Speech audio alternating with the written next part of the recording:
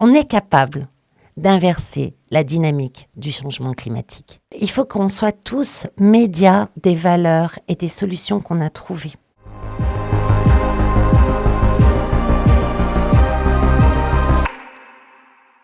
Bonjour et bienvenue dans Pisser sous la douche ne suffira pas, l'émission qui fait avancer la réflexion pour mieux nourrir l'action. Cette émission est produite par Time for the Planet, le mouvement citoyen qui rassemble 1 milliard d'euros pour créer 100 entreprises luttant à l'échelle mondiale contre le dérèglement climatique. Nous choisissons volontairement d'interviewer des personnes qui portent des points de vue variés, avec lesquels nous ne sommes d'ailleurs pas forcément toujours d'accord. La grande question à laquelle nous allons essayer de répondre aujourd'hui avec Isabelle Delannoy, c'est: de quels humains la nature a-t-elle besoin? Alors c'est parti, chez Time for the Planet on aime bien se tutoyer, est-ce que ça te va? Ça me va, j'étais pas au courant, donc ouais, très jolie question, très joli sujet. Avant de commencer, j'aimerais te poser une question assez personnelle, mais comme c'est le titre de l'émission, il me semble qu'elle est inévitable. Isabelle, est-ce que tu fais pipi sous la douche pour sauver la planète? Alors je fais pipi sous la douche, mais pas pour sauver la planète. Parce qu'en effet, ça ne suffira pas. C'est juste plus commode. Très bien. Bon, bah, écoute, je pense qu'on est tous très heureux de connaître un peu plus ce détail sur toi. Donc, tu es je ne vais pas sous la douche exclusivement. Non. Écoute, c'est bien de le préciser, je pense. En effet.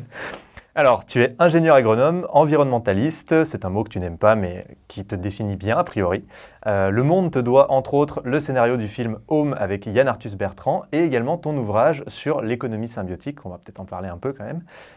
Est-ce que tu peux nous en dire un peu plus sur toi rapidement? Comment t'en es venu à faire ça? Qui t'a inspiré? Est-ce que tu as des enfants? Bref, quelques sujets que tu as envie qu'on aborde peut-être avant de commencer pour que les gens te connaissent un peu plus. Alors j'ai bientôt 50 ans, j'ai 3 enfants. Une grande de 23 ans et 2 ados. Et en fait, j'ai fait mes études d'agronomie au départ pour... clairement inspirée par le sol. J'ai eu un choc sur le sol. Je sais pas, je peux pas vous expliquer pourquoi. Voilà, un jour, j'ai vraiment eu un choc tripal sur le sol. C'est devant un champ. Vous savez, quand parfois vous avez des illuminations comme ça.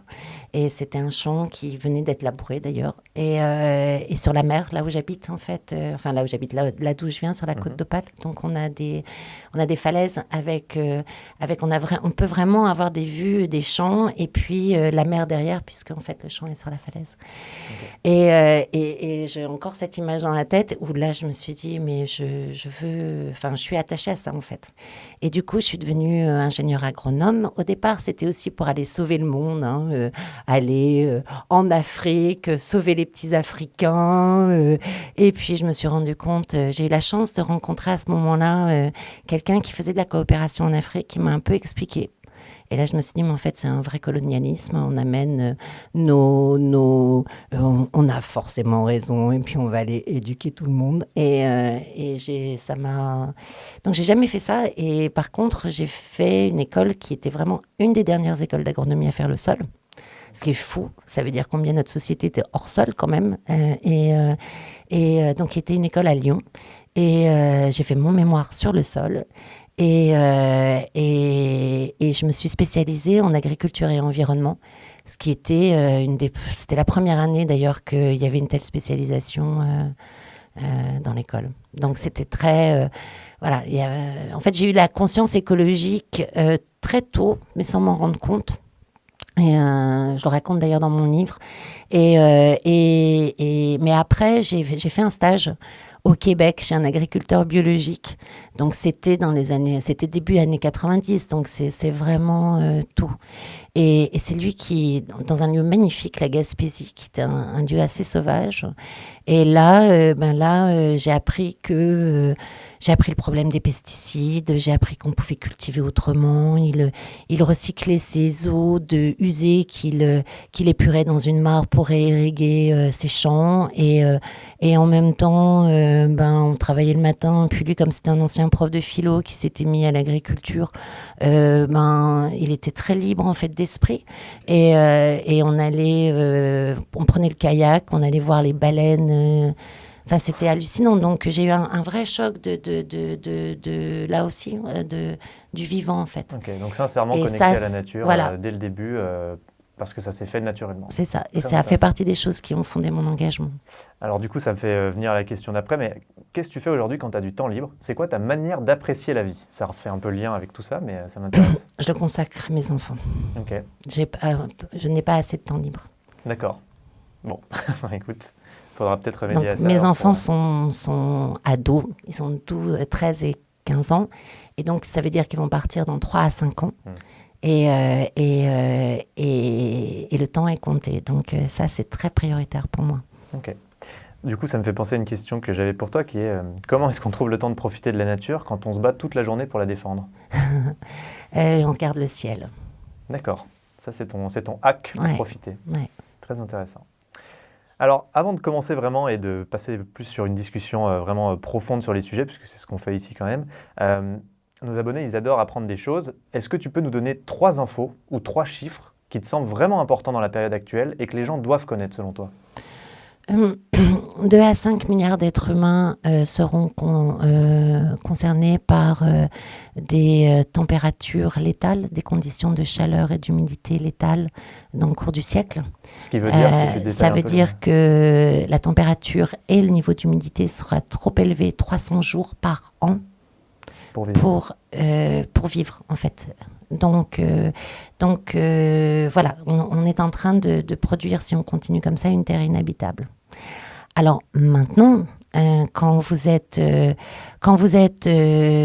fait très très chaud, moi je me souviens d'un été caniculaire à côté de Toulouse, chez un ami, où je voyais les champs se faire griller par le soleil, et nous on avait encore des platanes dans la cour, enfin dans son jardin, et on était dans une chaleur fraîche. Donc il y a ça. Les services rendus par les écosystèmes vivants, pour moi, c'est les premiers qui, non seulement sont à l'origine des équilibres écologiques planétaires, mais en plus peuvent réguler tout ça. Deuxième chiffre, c'est, allez, on va continuer sur les catastrophes. La montée des eaux. La montée des eaux océaniques. Donc, on sera largement plus de 30 cm, qui était, 30 cm à 1 mètre, ce qui peut paraître rien, mais en fait, qui balaye toutes les villes côtières, ça les balayera même avant. En fait, les villes côtières sont les plus grandes. Pourquoi ? Parce que aujourd'hui, comme on a une concentration sur les côtes, on puise énormément dans les nappes aquifères, on crée un vide d'eau. Et le fait de l'eau qui monte, de l'eau de mer qui monte, plus ce vide d'eau, ça va saliniser les nappes bien avant au fait qu'elles soient inondées. C'est ce qu'on disait tout à l'heure, la civilisation sumérienne qui s'est aussi effondrée parce que... Par salinisation, exactement. Oui. Donc il faut qu'on apprenne de l'histoire, là, maintenant ou jamais. Donc c'est vraiment important. Donc il faut penser global, vous voyez. Il ne faut pas juste penser « Ah, j'ai une vague d'eau qui arrive ». Non, en fait, c'est tout un système vivant qui fait que les gens d'ailleurs sont là et qui se dérègle et donc qui rend invivable. Le troisième chiffre, c'est que 0,5% des investissements aujourd'hui sont vers les investissements à impact écologique et social. Et 10% à peu près d'investissements à impact social. Alors même qu'on voit l'ensemble de la côte ouest des États-Unis se faire ravager par les incendies. Le Texas se fait ravager par une vague de froid d'une semaine.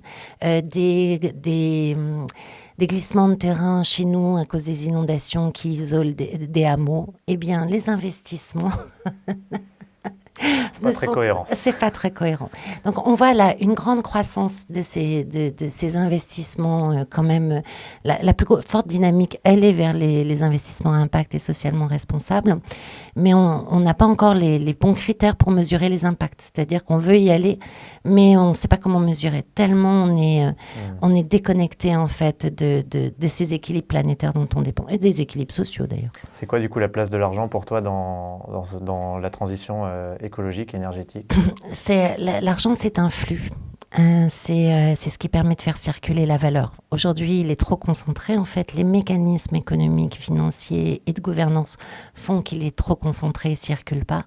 Mais c'est comme de l'eau. C'est que c'est l'eau des écosystèmes humains en fait. C'est-à-dire que on est asséché parce que on a plus de 95% des flux financiers qui sont captés par la sphère financière. Donc ça veut dire que moins de 5% des flux financiers redescendent dans l'économie réelle. Bon, ça c'est des chiffres assez anciens, mais peut-être que là avec la Covid il y a un peu plus de circulation, mais voilà.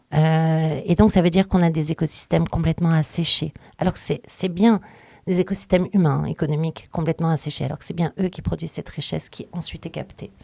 Ouais. Et alors, chaque citoyen a de l'argent. Aujourd'hui, quand on utilise notre argent, on vote un peu pour le monde de demain. Chaque fois qu'on utilise de l'argent, finalement, après ce que tu viens de dire, tu penses que l'argent des citoyens peut aussi avoir un rôle, même si ça ne représente pas la masse Alors, une étude vient de sortir, ça ne reste qu'une étude qui montre que l'investissement a 27 fois plus d'impact que le geste quotidien du genre pisser sous la douche. Donc voilà, parce qu'en effet, ça n'a pas d'impact. C'est juste comprendre que l'eau est précieuse, quoi. Mais sinon, ça n'a pas d'impact.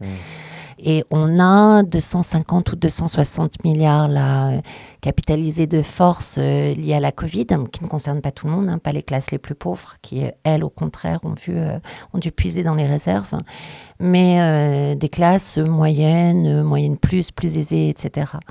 Et il y a une urgence énorme de sauver en fait les petites entreprises, parce que c'est elles qui font la richesse locale et le petit commerce.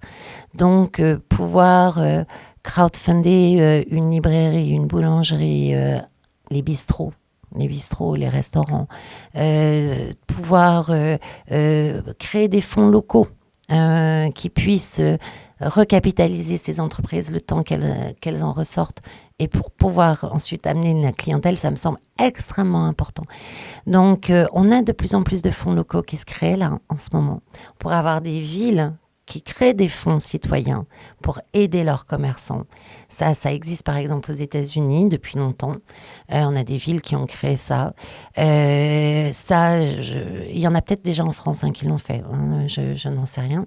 Mais ça, c'est vraiment le genre de choses vers laquelle il faut aller. Il faut aller à l'économie près de chez soi.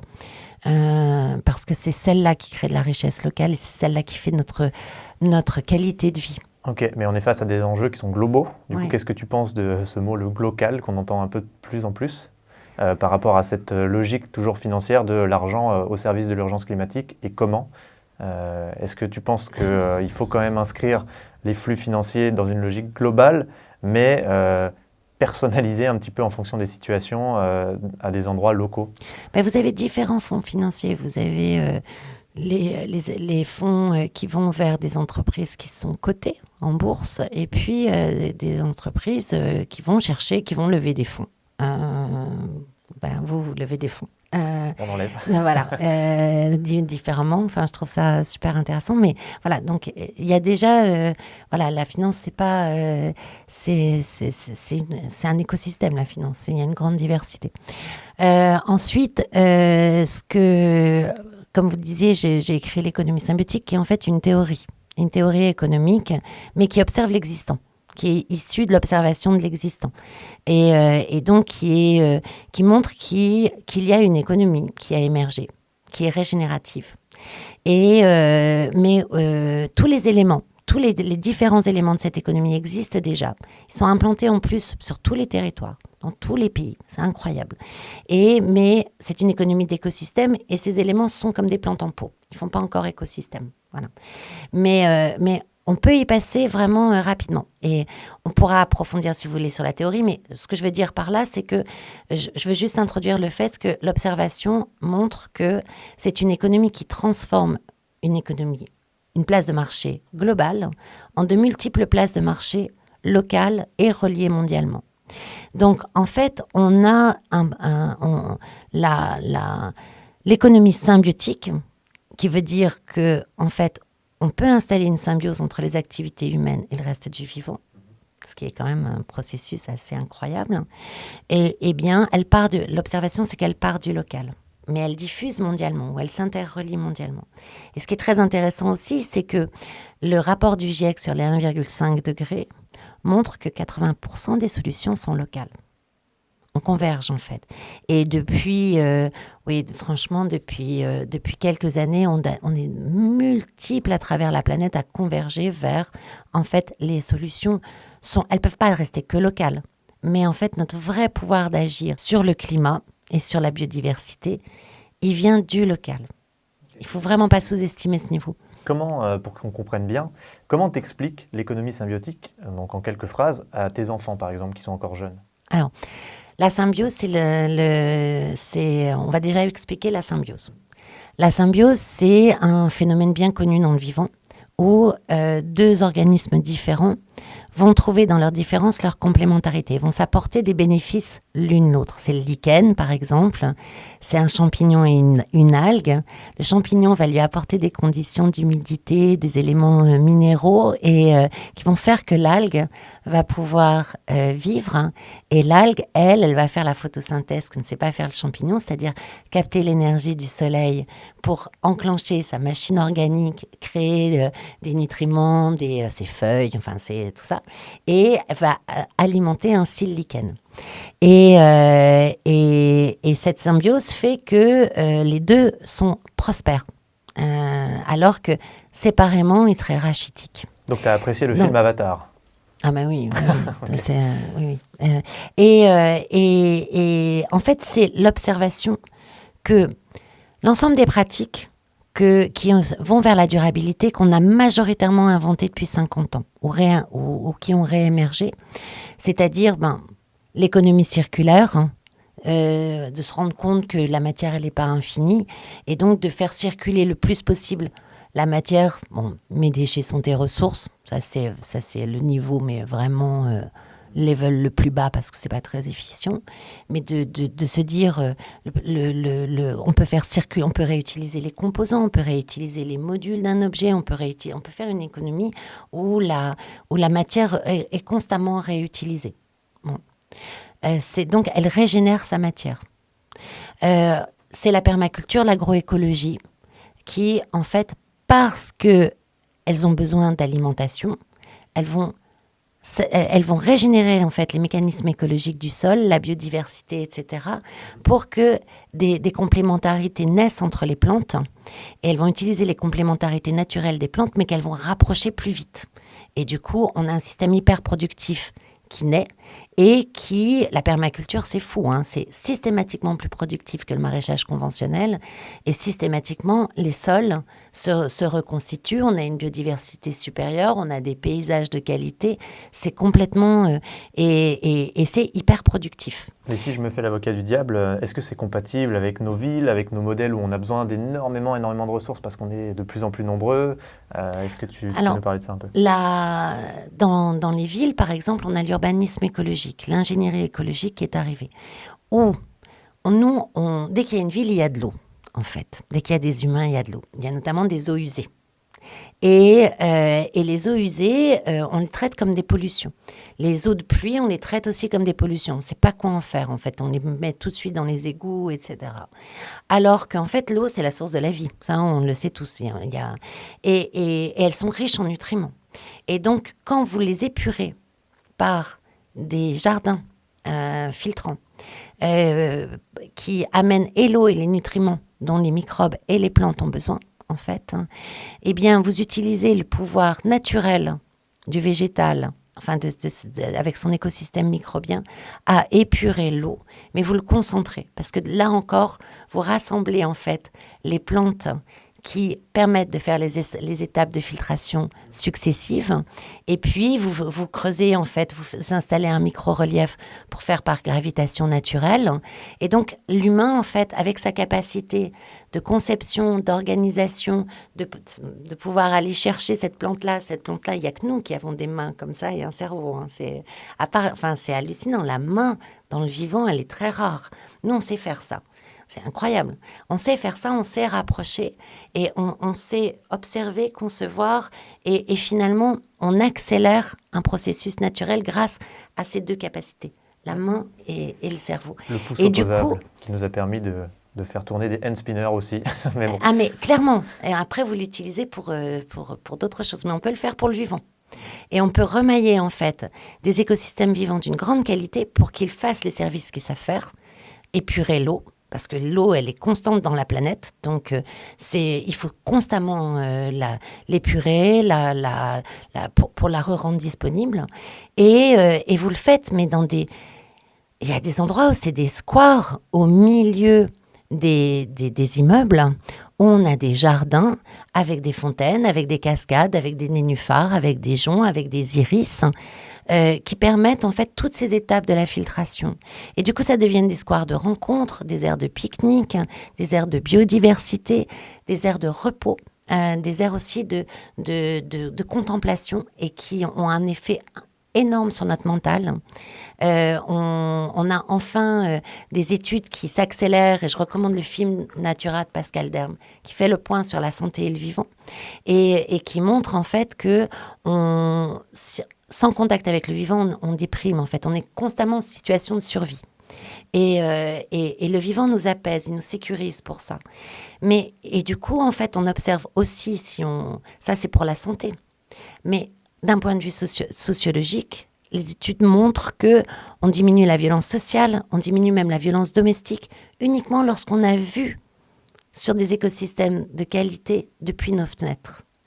On diminue les taux d'obésité parce que les gens sortent. On augmente le lien social dans les villes parce que les gens sont plus apaisés, se rencontrent. On augmente la fréquentation des magasins, le chiffre d'affaires local. On augmente même la possibilité pour ces magasins d'augmenter leur prix. Alors ça c'est moins bien, mais parce que finalement on s'est rendu compte que les gens étaient prêts à payer plus cher. Il y avait une notion de qualité, et surtout on s'aperçoit aussi dans différentes études que lorsque on reconsomme local comme ça autour de ces environnements qui nous réancrent à la terre, enfin dans ces commerces autour de cet environnement-là, on a tendance à privilégier le local. D'accord. Donc ça a des effets synergiques qu'on observe. Allez les expliquer, ça c'est une autre histoire, mais on les observe systématiquement. Et ça c'est très très intéressant, parce que nos villes, peuvent redevenir des jardins, parce qu'elles ont besoin d'épurer leurs eaux, elles ont besoin d'infiltrer leurs eaux, elles ont besoin d'isoler les bâtiments du bruit, de la température, etc. Et ça c'est les toits végétalisés. Elles peuvent, vous combinez ça avec de l'industrie propre, de l'automobile propre, attention, on pourra y revenir, au moins la diminution en tout cas des particules dans l'atmosphère, et ça il y a plein de conditions. Mais vous pouvez remettre de l'agriculture dans les villes, puisque en fait on a des systèmes hyper productifs et hyper jolis possibles. Ok, donc pour toi, il y a toute une notion... en périurbain en tout cas. Il y a toute une notion d'innovation dans ce que tu dis, et en même temps c'est assez... l'opposé de certaines innovations qu'on voit. Par exemple, qu'est-ce que tu penses des fermes urbaines, tous ces nouveaux modèles un peu alors d'agriculture qui vont un peu dans ton sens parce qu'ils exploitent mieux les villes, ils permettent de produire en ville, mais qui sont assez antinomiques avec ce que tu nous racontes là. Pourquoi tu as l'air de penser que ce n'est pas forcément ça la solution? Explique-nous. En fait, ça donne une nouvelle vision du progrès. C'est-à-dire que dans ce que tu me dis, en fait, le progrès, il est toujours en effet plus technique, plus... voilà. Or là, c'est beaucoup de technicité, mais qui réintègre le vivant et l'importance, en fait, du vivant avec nous. Il y a, en effet, des exemples de fermes symbiotiques qui sont passionnantes. Enfin, ils s'appellent fermes symbiotiques. En Chine, non, ils sont assez avancés en Chine, j'ai l'impression. Il y a un prototype en France, et ils sont vraiment passionnants. Ils arrivent, en fait, en mêlant des techniques de permaculture, de modularité dans une serre, en incluant à la fois le chauffage, le fait que la serre chauffe, ça permet de chauffer le bâtiment qui est à côté, ça crée de l'emploi, les eaux peuvent être épurées par des systèmes et créer même de l'eau potable, en fait. Pas de bonne qualité, mais de l'eau quand même qui atteint les standards potables pour le bâtiment. Et donc d'avoir un circuit entre l'eau, la nourriture, l'énergie et les lieux d'habitation et les lieux de production hyper dense. Vraiment, on a une production alimentaire toute l'année incroyable. Par contre, en effet, la serre fait que c'est de nouveau un objet industrielle, en fait, même à petite échelle, dans le mauvais sens d'industriel, qu'on plug à la ville. Et donc, il faut penser exactement la même chose, hein, mais en le réintégrant avec tout le bienfait, en fait, être conscient du bienfait que nous avons d'avoir du vivant sous les yeux et toute sa possibilité d'apporter de l'ombrage, d'avoir des sols qui soient... en fait, par exemple, quand il fait moins chaud dans la ville, c'est pas tellement parce qu'on a des arbres qui nous apportent de l'ombre, c'est lorsque le sol est nu et qui apporte l'humidité, en fait. Et c'est là qu'on a un vrai effet de fraîcheur. Donc, il faut penser tout ça. Il faut arrêter de penser où on va mettre le vivant dans une cage, on va le faire hyper produire. Non, il faut aller au-delà. Donc, la vraie innovation pour toi, c'est de se rendre compte qu'en fait, le vivant, dans son état naturel, est une innovation en tant que telle et qu'on n'est pas du tout capable de l'exploiter aujourd'hui. Qu'on l'industrialise, c'est ça? C'est ça, c'est-à-dire que dans cette ferme symbiotique, par exemple, elle est géniale dans le sens où elle montre l'hyperproductivité du truc et tous les services qu'on peut bénéficier, mais elle utilise encore le vivant comme un objet, en fait, alors que nous sommes nous-mêmes des êtres vivants. Le moment où on y arrivera, c'est quand on arrêtera d'esclavagiser d'autres choses que tout ce qu'on trouve, en fait, nous, humains. Oui, mais ça suffit pas. Parce que si vous faites que de la permaculture, de l'agroécologie, sans penser la réutilisation de vos matériaux, vous dépassez les capacités de régénération des écosystèmes vivants, même en étant hyper productif. Donc en fait, il faut vraiment allier notre pensée technique avec l'incroyable et reconnaître la pensée technique du vivant et reconnaître notre nature vivante qui a besoin aussi à la fois de se protéger du vivant. Hein, on est un animal sans poils, nos enfants naissent très tôt, on est très fragile. Donc avoir des murs végétalisés où vous avez toutes les araignées, toutes les abeilles, etc., qui arrivent trop près de chez vous, voilà, ça, on a une crainte à raison.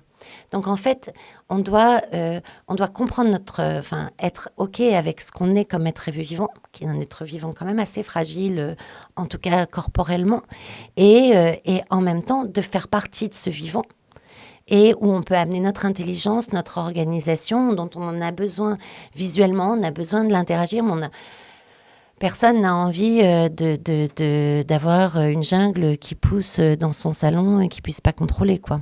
Indiana Jones peut-être un peu, mais bon. Alors du coup, qu'est-ce qui te rend climato-optimiste? Climato-optimiste, non. D'accord, non. Alors qu'est-ce qui te rend optimiste? Par contre, je pense qu'on peut inverser s'il est encore temps.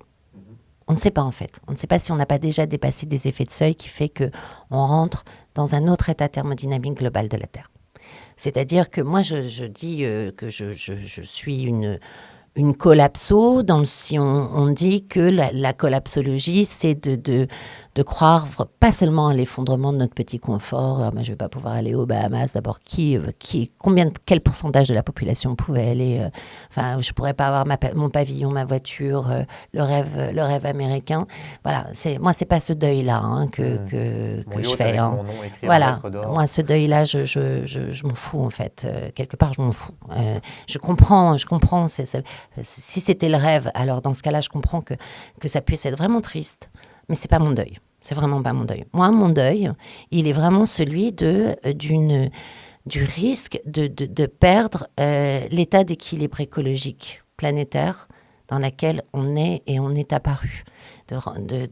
Et donc, d'avoir vraiment une Terre qui se met à se comporter complètement différemment. Et nous emmener dans un état inconnu, une Terre inconnue, vraiment, qu'on ne connaît pas. Et où probablement on ne survit pas. Voilà, le risque est grand, en tout cas, ou alors on va vivre confiné. Ça serait cool. Super. Ouais, une bonne démonstration. À vie. Ad vitam aeternam. Donc voilà. Donc moi, c'est ça, ce deuil-là. Hein. Donc s'il est encore temps d'éviter, si on n'a pas encore dépassé des effets de seuil qui nous emmènent vers cet état-là, eh bien, alors, on doit inverser. On est capable d'inverser la dynamique du changement climatique. Okay, inverser la dynamique du changement climatique, ça ne veut pas dire empêcher le changement climatique. C'est trop tard. Okay. Mais inverser sa dynamique, ça veut dire, si on n'a pas dépassé les effets de seuil, je mets ici, ça veut dire pouvoir revenir à un état où notre civilisation n'a jamais connu, où on remet des services rendus par les écosystèmes vivants, où notre activité nous permet en fait de refaire fleurir des écosystèmes vivants sur la planète et à côté de nous. Nous, on pense en tout cas qu'il faut que les gens y croient, parce que sinon on n'aura pas l'énergie pour faire des choses. Et quand on y croit, on peut transformer le monde. Qu'est-ce qui fait que tu y crois ? J'y crois parce qu'on n'en sait rien. Ok. En fait. Et c'est parce que c'est Anne-Sophie Novelle qui a dit ça pendant la COP21, qui disait, et c'est cette incertitude qui est la source de notre espérance. Parce que, comme on ne sait pas, par contre, ce qu'on voit bien, c'est que le vivant a des mécanismes de résilience extrêmement rapides qui nous dépassent, qu'on ne comprend pas bien, mais on le sait. Et on voit des forêts avec la main humaine. Quand on utilise des Salgado, par exemple, qui est un grand photographe, il a investi une terre en Amérique du Sud où il a régénéré la forêt à une vitesse incroyable. Et je pense à Salgado parce que c'est un occidental, mais en fait, on a un tas de peuples qui savent faire ça. Et on a un tas d'endroits du monde, en fait, où on l'observe. Donc, le vivant a une capacité de résilience incroyable. Et en plus, comme je disais, les mécanismes dont je parlais sont plus efficients, coûtent moins cher. C'est-à-dire qu'on dit souvent, ah bon, alors l'économie symbiotique, ouais, c'est s'il nous reste du budget. En fait, non. Elle est plus rentable. Alors maintenant, je savais qu'elle était plus performante. Maintenant, on a des exemples où on voit qu'elle est plus rentable. Donc alors là, je suis ravie.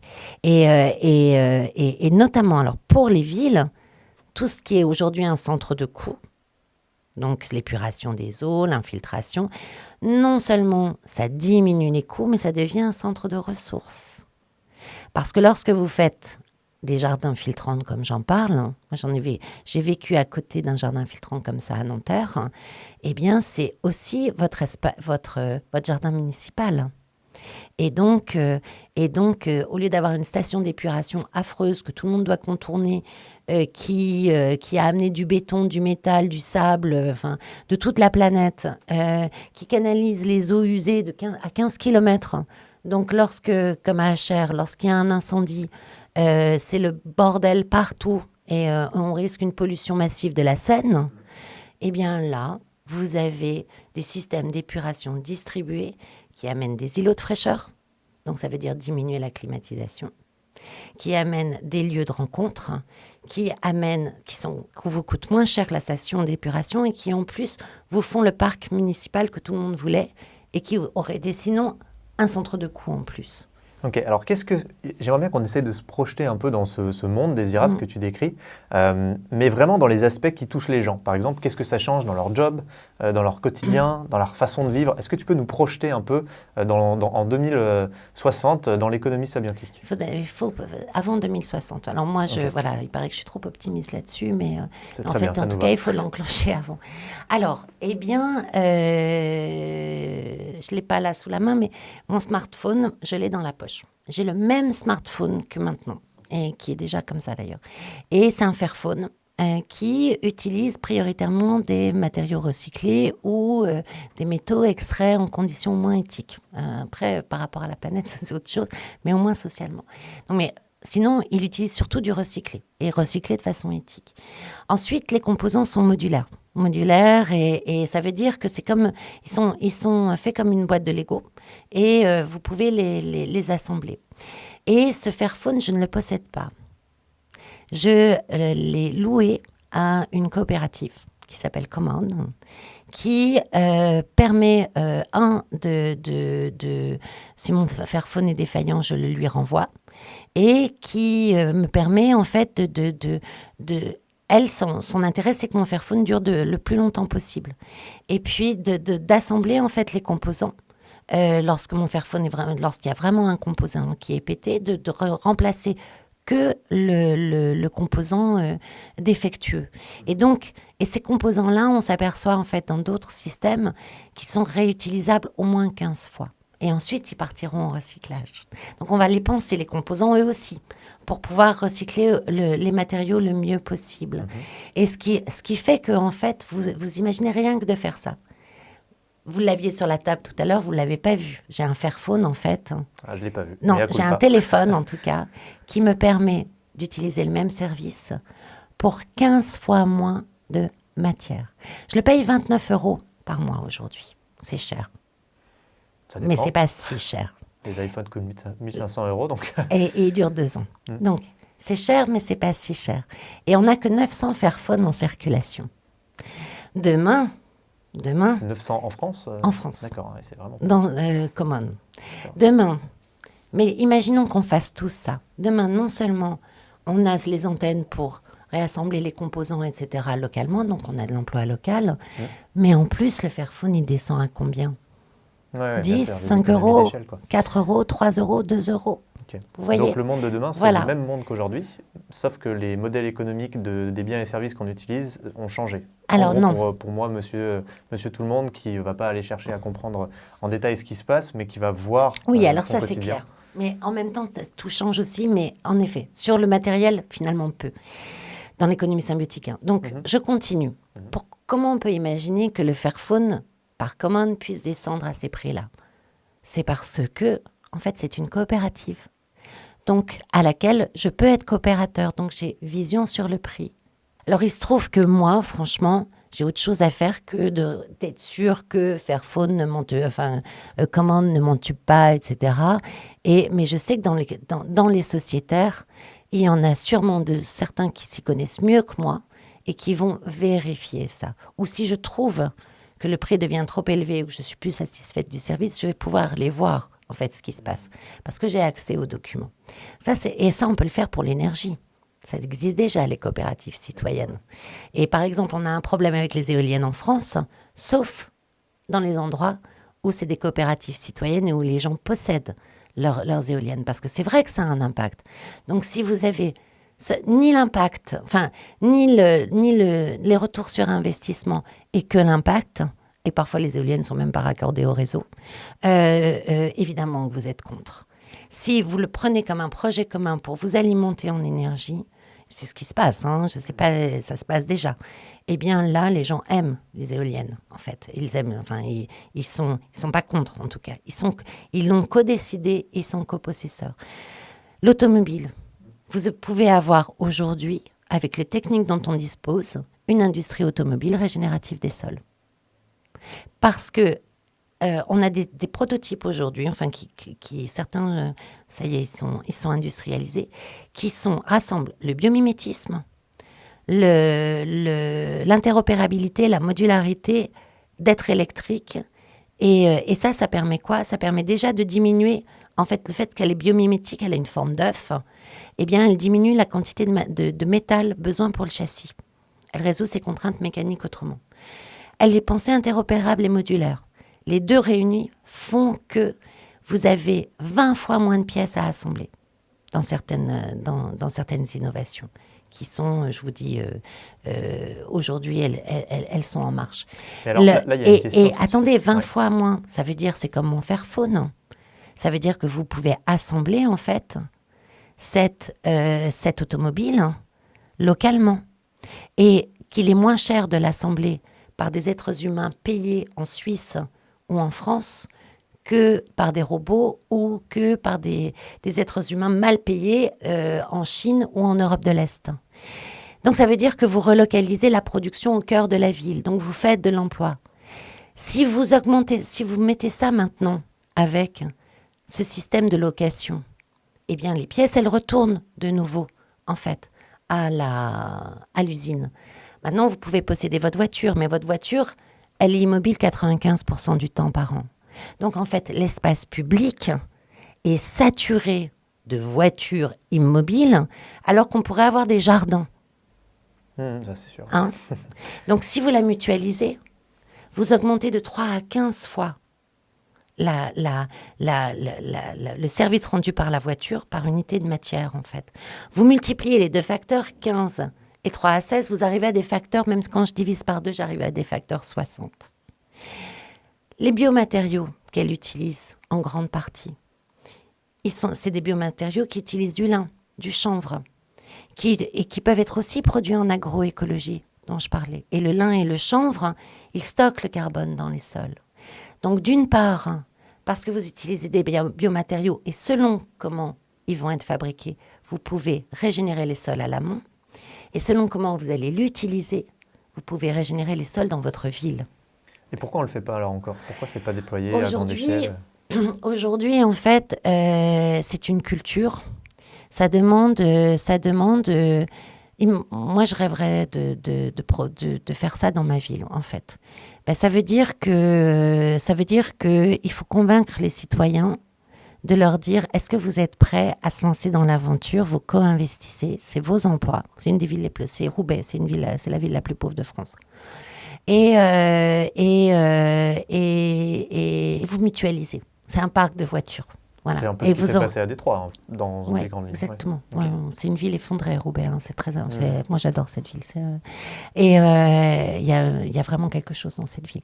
Voilà. Maintenant, il faut que le maire soit convaincu, il faut que le fabricant soit convaincu, qu'on aille faire cette coopérative, en fait, localement.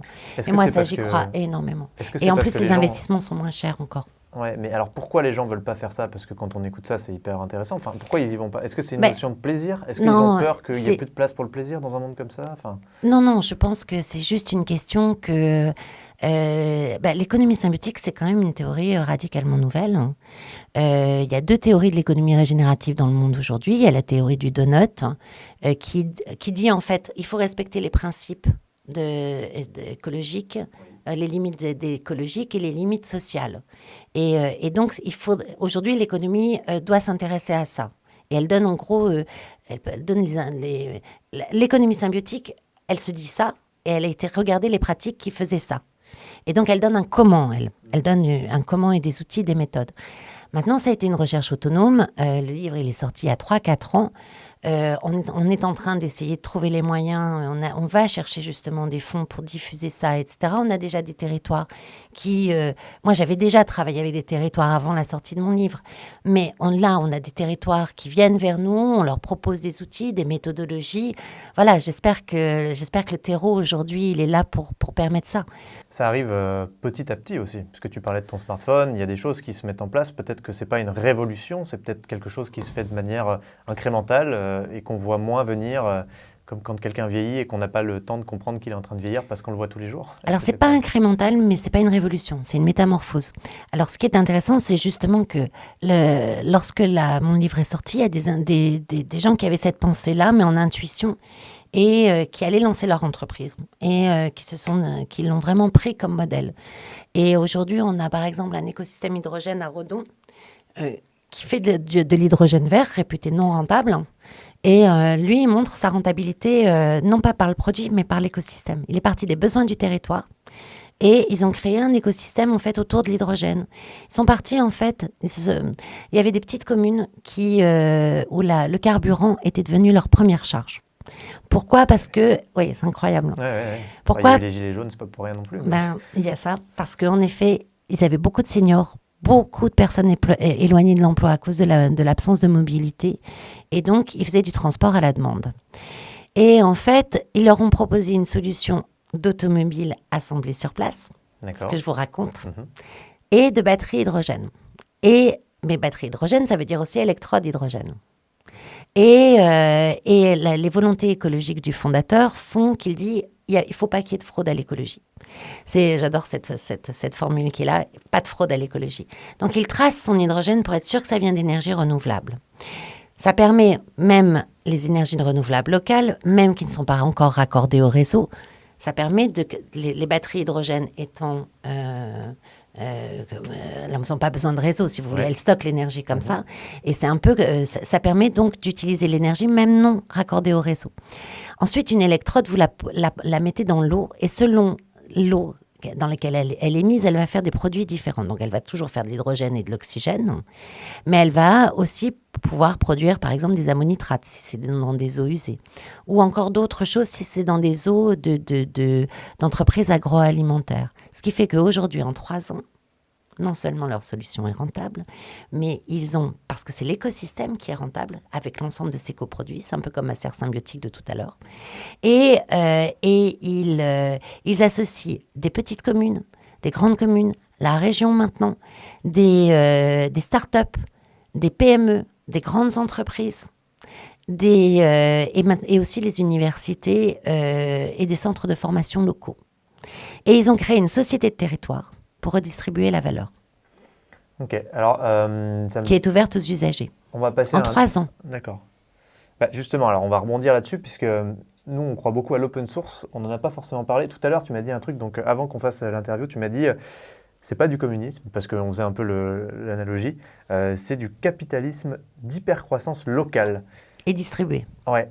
Du coup, est-ce qu'on peut parler open source et parler de ça aussi, expliquer un peu plus ça, parce que...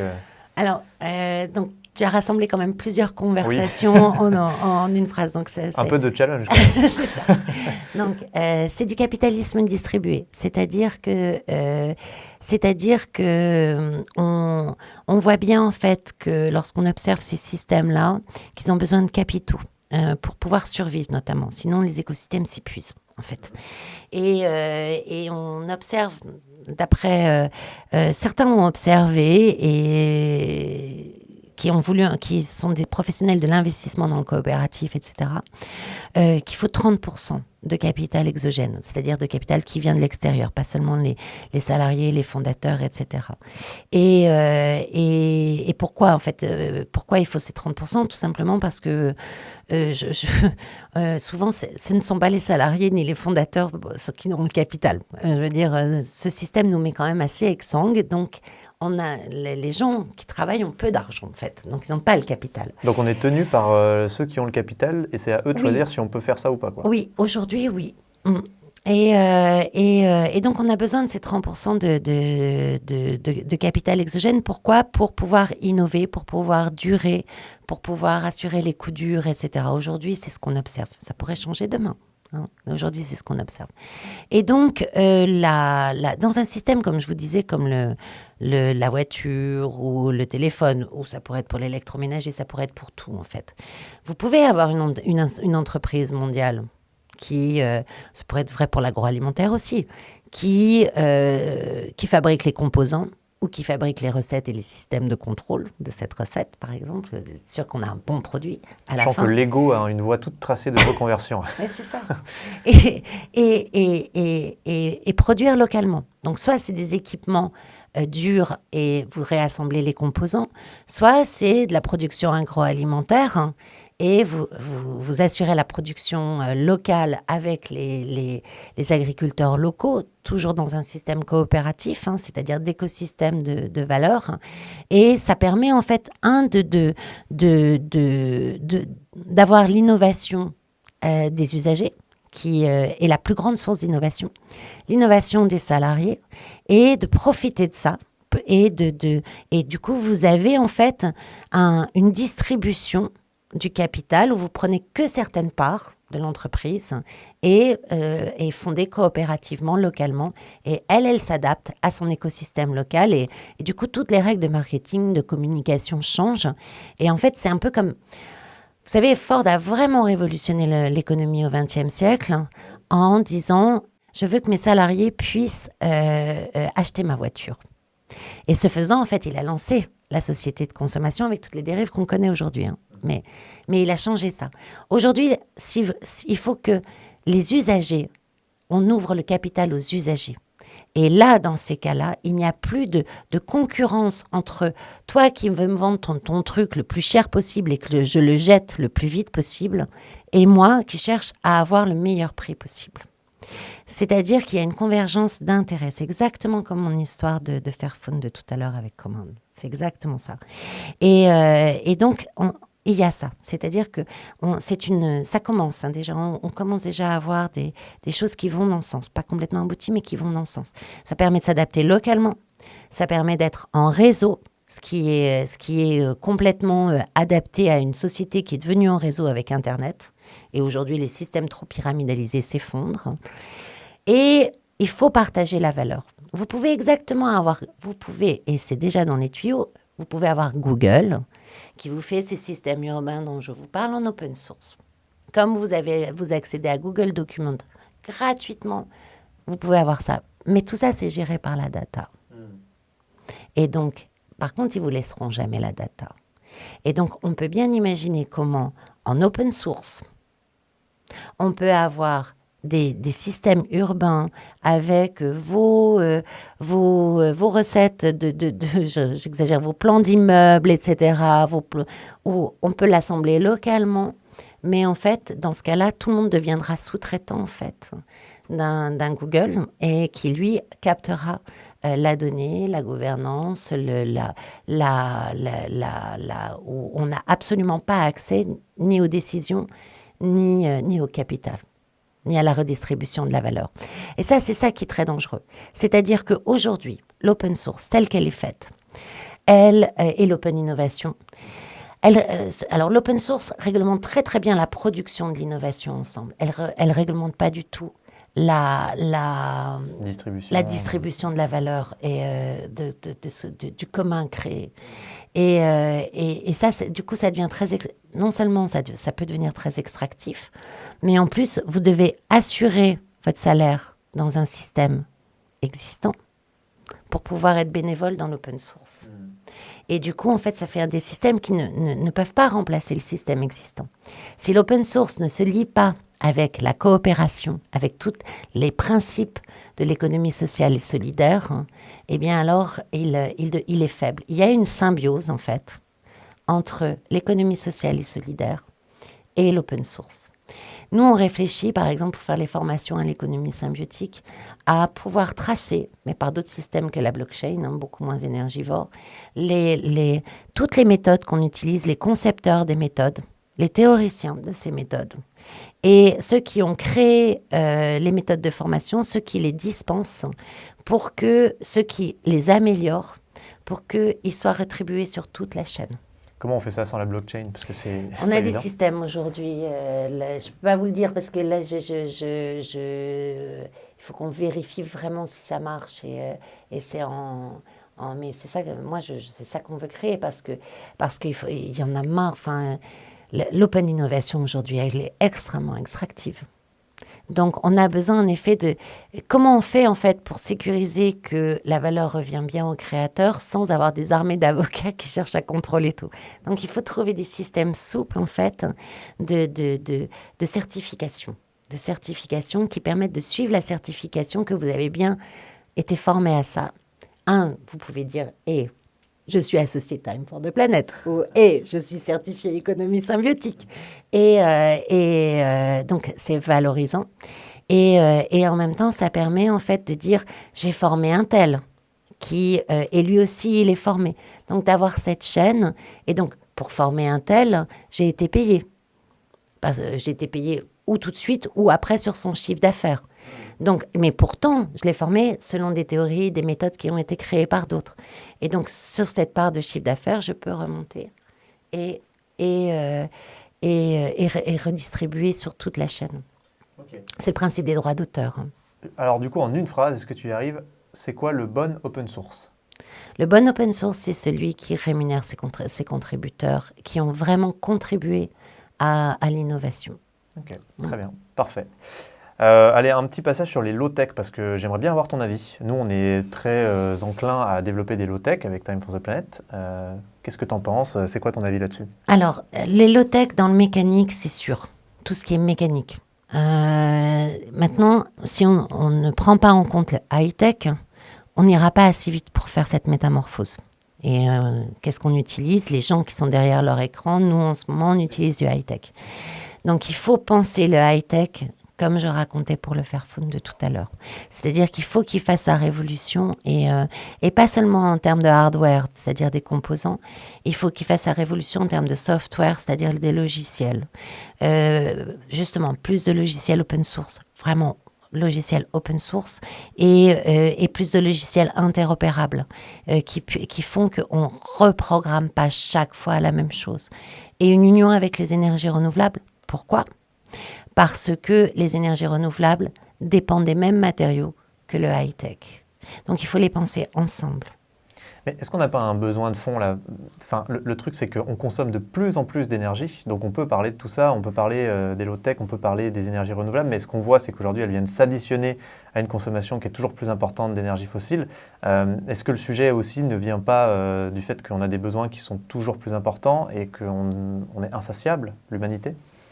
Alors, ce qui est très intéressant, c'est quand tant qu'on raisonne les choses séparément, on a cet effet rebond, en fait, ce qu'on appelle. Ce que tu viens de décrire, c'est l'effet rebond. Lorsque les choses sont systémiques, en synergie, qu'on observe ces synergies, ce que je racontais sur les changements de comportement des gens avec le vivant, par exemple, ou lorsqu'ils sont en coopérative. Eh bien, ça, c'est des choses qui, on s'aperçoit que vraiment les comportements changent et on a d'autres effets rebonds plutôt positifs. Je prends l'exemple de la ville de Portland. La ville de Portland, c'était une ville effondrée dans les années 70 qui a fait deux changements. Elle a pensé ses services, que l'ensemble de la population ait accès à un ensemble de services pour sa vie quotidienne à 15 minutes à pied. Et donc, c'est les commerces, les administrations, la mobilité. Et comme elle était une ville très sensible aux inondations et qu'elle n'avait plus d'argent, elle a fait ce qu'on appelle les jardins de pluie, qui sont en fait l'adaptation des eaux de campagne à la ville, où on fait des jardins pour recueillir les eaux de pluie, qui font partie de ces techniques de végétalisation, d'ingénierie écologique dont je parlais. Et elle les a vraiment pensées, elle les a architecturées, puis elle a mis de la démocratie participative. Il n'y a que 4 élus à Portland pour une ville qui doit faire 100 000 habitants, je crois. Donc, il y a beaucoup, beaucoup de comités locaux.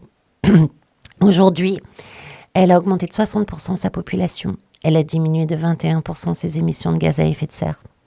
Elle est la ville, la mobilité par la voiture recule de 3% par an.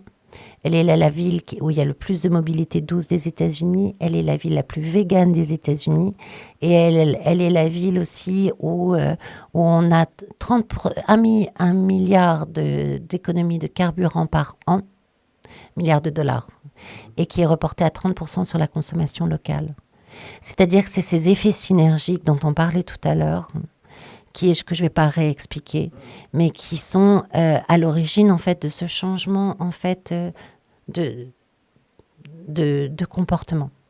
Qu'est-ce qu'il faut faire alors quand on est un simple citoyen, si j'utilise ce mot, parce qu'aujourd'hui on nous dit qu'il faut agir à très grande échelle contre le dérèglement climatique, il faut le faire rapidement, il faut le faire mondialement, il faut le faire maintenant.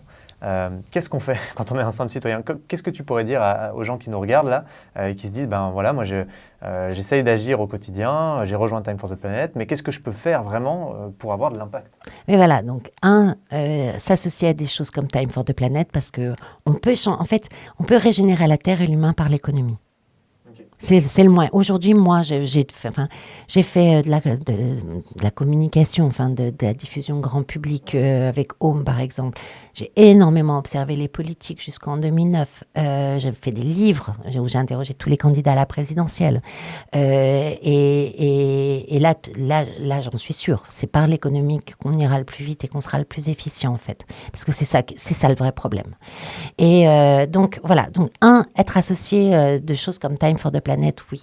Communiquer. C'est-à-dire, on doit être de plus en plus nombreux. Donc, dire ce qu'on fait. Dire voilà, moi, je fais ça. Acheter le plus possible des produits locaux. Se renseigner. En fait, par exemple, dans ma ville, il y a un truc que j'adore qui est une épicerie solidaire qui s'appelle El Cagette. El Cagette, okay, c'est du Nord. Voilà, c'est El Cagette. Et alors, moi, j'avoue que je n'y suis pas parce qu'en fait, je suis que 15 jours par an à Roubaix par mois à Roubaix et donc je n'y arrive pas en fait. Mais j'en parle à des gens dans ma rue alors que c'est franchement à 5 minutes à pied. Mais ils ne connaissent pas.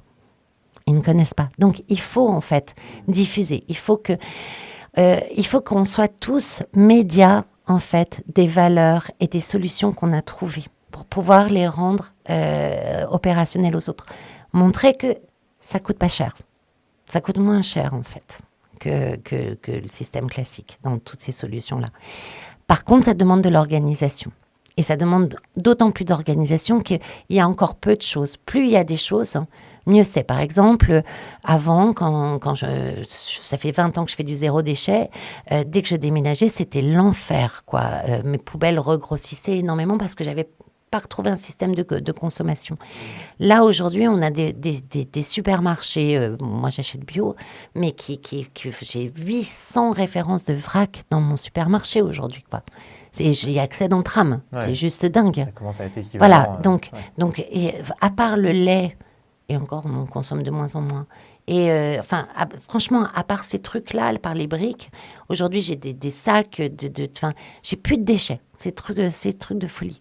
Donc ça c'est génial. Donc voilà, donc c'est sûr qu'il faut s'organiser, ça demande de plus en plus d'organisation, mais de moins en moins à partir du moment où l'offre commence à exister. Et l'offre existe et survit que s'il y a de plus en plus de gens qui le savent et qui y vont. Donc, voilà. Notre argent et notre voix, c'est vraiment les deux trucs qu'il faut faire aujourd'hui et c'est ça qui permet d'agir à grande échelle pour toi. Ah, c'est la tache d'huile, en fait. C'est-à-dire qu'on va beaucoup plus vite à se répandre en tache d'huile, à témoigner, que d'attendre en fait qu'on ait des réglementations contraignantes en plus du haut de l'État ou du haut des États. On voit ce que ça a donné avec les COP. Et attendre que ça descende. Là, on est sûr qu'on n'a pas le temps. Imaginons qu'on ait 5 ans pour vraiment transformer l'économie. Imaginons. J'aime bien vous imaginez bien qu'on voit bien que ça va pas être possible si on fait la pyramide, quoi. Hein. On va voir son président et qu'on va lui demander les réglementations qui s'accordent avec tous les hauts de la pyramide et qui descendent. Par contre, localement déjà c'est plus accessible. Votre maire est plus accessible. Localement, vous savez qu'il y a toujours 4% d'innovateurs dans une population. Moi, j'ai été prof, 4% d'innovateurs, ça veut dire, dans une classe de 30, un élève. 1 à 2 élèves qui se lèvent et qui disent « j'ai une idée, j'ai envie de faire ça ». On a beaucoup de chance que, franchement, la classe le suive. Et c'est la même chose dans le quartier. C'est la même chose vis-à-vis du maire. C'est la même chose en tant qu'entrepreneur. C'est la même chose en tant qu'épargnant, investisseur. On a aujourd'hui plein de plateformes de crowd invest locales. Les noms Mimosa, par exemple. Mimosa. Ou Time for the Planet. On a faire connaître... Moi, je parle tout le temps de Common. C'est la seule entreprise que je connais du numérique qui fait ça et qui, en plus, est en France. Donc, je dis, voilà, ça s'appelle Common. Moi, pour moi, c'est la première solution symbiotique que je vois dans le numérique. Génial, quoi. Mais, allons-y. En plus, on paiera de moins en moins cher. Donc, allons-y.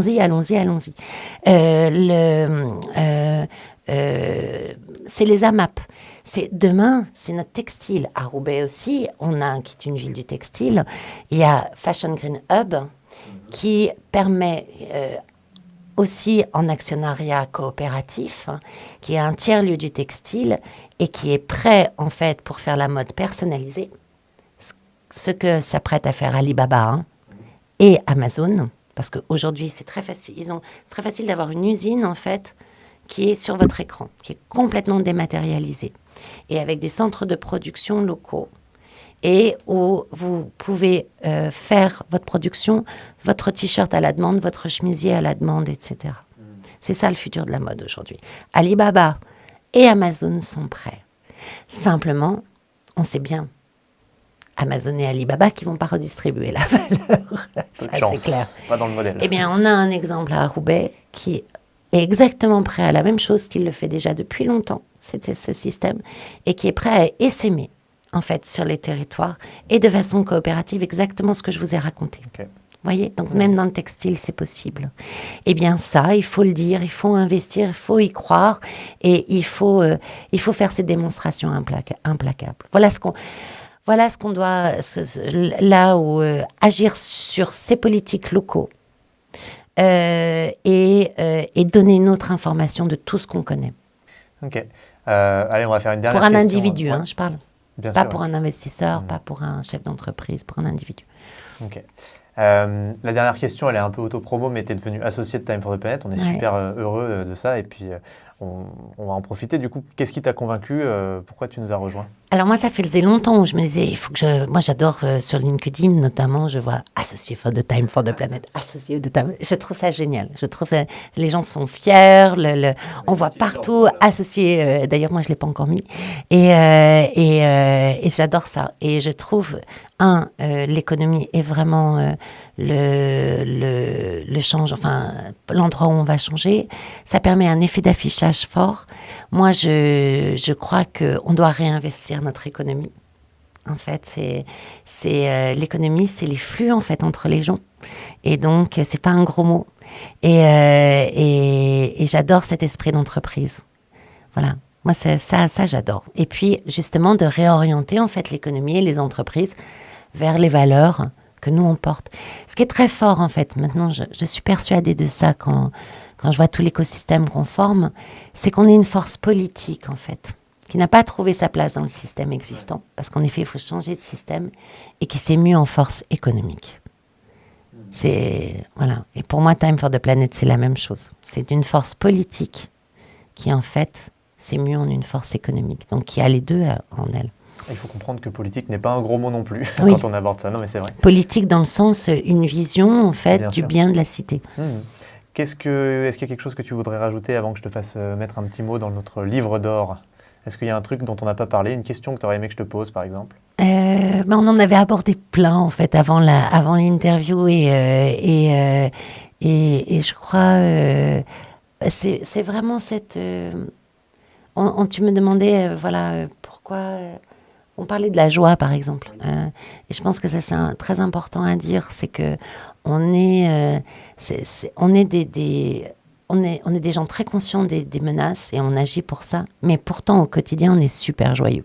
Et pourtant, on a des difficultés économiques. Enfin, c'est pas facile ce qu'on fait. Mais alors, tout le monde est déprimé à côté. Et il faut pas confondre l'écologie avec la contrainte. En réalité, c'est un nouvel art de vivre, en fait. C'est une nouvelle façon d'être au monde et qui est beaucoup plus joyeuse.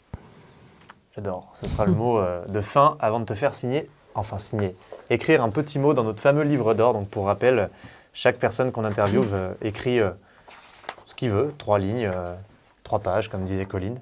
Hop. Donc, je te laisse nous écrire ça.